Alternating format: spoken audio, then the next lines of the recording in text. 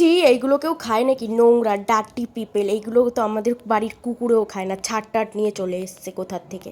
অনেকেই বড়লোকস মানুষ এই কমেন্টগুলো করবে, কিন্তু যাই হোক গাইস, আমি কিন্তু গিলেমেটে খেতে অনেক বেশি ভালোবাসি। আর বাজারে গিয়ে কিন্তু আমি অনেকগুলো পার গিলেমেটে নিয়ে চলে এসেছিলাম। কিন্তু মাংসর থেকেও বেশি গিলেমেটে অনেক বেশি পছন্দ করি। আর অনেকেই আছে গিলেমেটে কিন্তু অনেক ভালোবাসে, কিন্তু লজ্জায় বলতে পারে না। তো গিলেমেটেগুলো আমি আগের দিন এনেছিলাম, মা ওর জন্য পরিষ্কার করে রেখে দিয়েছিল, কিন্তু ফ্রিজে ছিল বলে ওর জন্য আমি আরও 3-4 বার করে ধুয়ে নিয়েছিলাম। গিলেমেটেগুলো কিন্তু আমি একদম কষা কষা করে রান্না করবো। আগে আলুটা ভেজে নিয়েছিলাম, তারপর পেঁয়াজ ভাজা হয়ে গেলে আদা রসুন আর কাঁচা লঙ্কা বাটা, তারপর ধনে গুঁড়ো নুন হলুদ গুঁড়ো লঙ্কা সব দিয়ে ভালো করে কষিয়ে নিয়েছিলাম যতক্ষণ না তেল না ছাড়ে। আর টমেটো দিয়ে ভালো করে কষানোর পর গিলেমেটেগুলো দিয়ে দিয়েছিলাম। আমার পাশে মটন আর এক পাশে গিলেমেটে রেখে দেয়, আমি কিন্তু গিলেমেটেকেই চুজ করবো, কারণ আই লাভ গিলেমেটে। গিলেমেটেটা কষানোর পর এতটাই তেল ছেড়েছিল, এতটাই ভাল লাগছিল দেখে মনে হচ্ছিল বাটিতে করে হাফ খেয়ে নিই।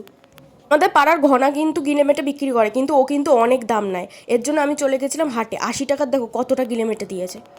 গরম মশলা ছড়িয়ে দেওয়ার পর গিলেমেটে কষা রেডি। আমি কিন্তু ভাত রুটি দুটোর সাথেই খেয়েছিলাম। টাটা।